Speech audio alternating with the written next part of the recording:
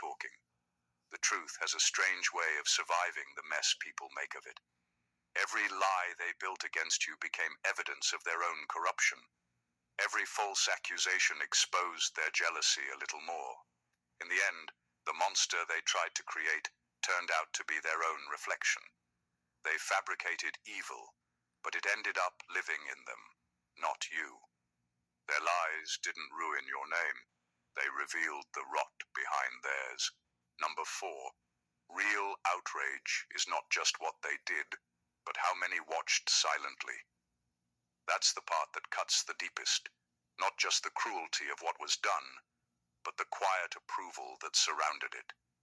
People who knew better looked away.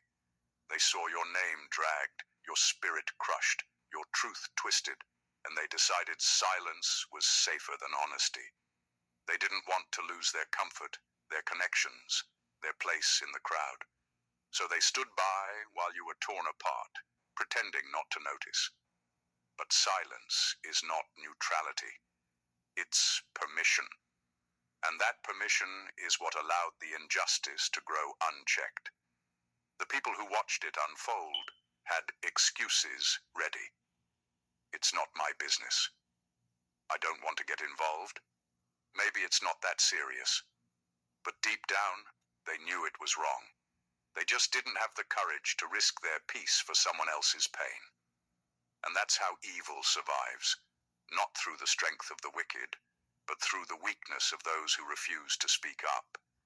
Every whispered conversation, every half smile, every look that avoided yours, it all added weight to the betrayal. It wasn't just what was done to you, it was what was allowed to happen around you. That's what makes the outrage now so heavy. People are finally realizing their silence had consequences. They're remembering the moments they could have spoken up but didn't. Some of them are even angry now, not just at your abusers, but at themselves. Because guilt has a long echo.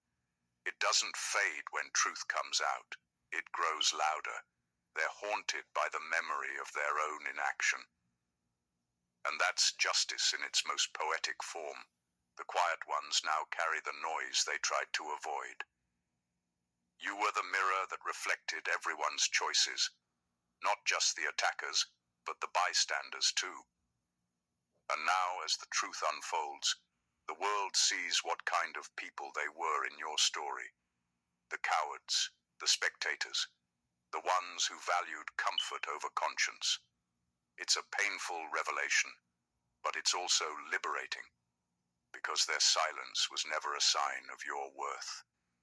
It was proof of how few are willing to stand for what's right when it costs them something. They thought staying quiet kept them innocent, but in truth, it made them part of the crime.